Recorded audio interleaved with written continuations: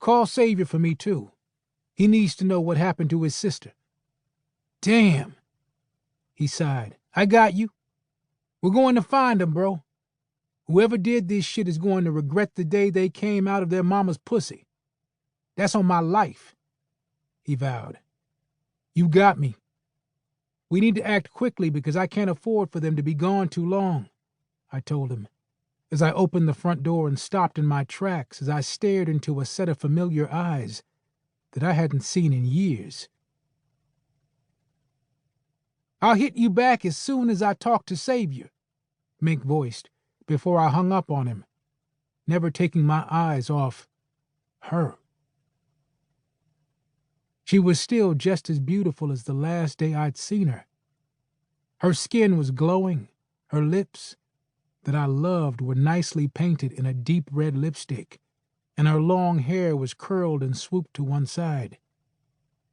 She had gained some weight, but it looked good as hell on her.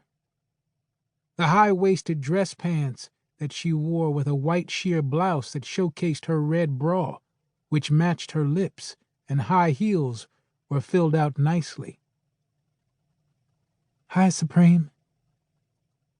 She offered an unsure smile before taking a step toward me, but I quickly held my hands out. No. This has to be some kind of sick joke. It's not, baby. I'm alive and well, Galore said, smiling brightly, as pure fury overtook me. I snatched her inside before slamming the door, then forced her against it. Her face showed her shock as my hands wrapped around her neck and tightened. I could feel my face contorting into the evilest expression I could muster, because this bitch had me fucked up. If she thought she could just walk up to my fucking door and shit would be peaches and cream, she had the wrong nigga on the right goddamn day. I usually don't put my hands on women, but since you're technically a fucking dead bitch, I figured I could make an exception. You have 5 seconds to tell me why I shouldn't put your ass in a grave where you belong, I gritted, as she began to cry. 5 years ago, that shit would have moved me, but now, I wanted to grab my gun from my waist and stuff it in her damn mouth, then pull the trigger. I couldn't believe this bullshit. She had no idea what I'd gone through over these past 5 years. And she had the fucking audacity to stroll her ass to my door as if all was well.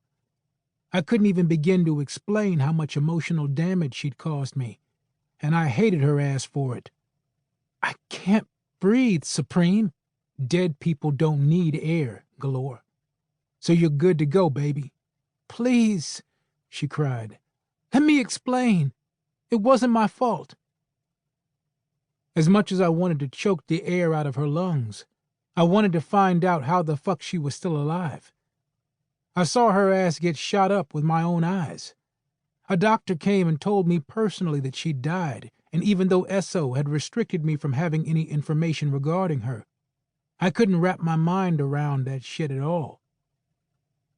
Reluctantly, I let her go and took a step back.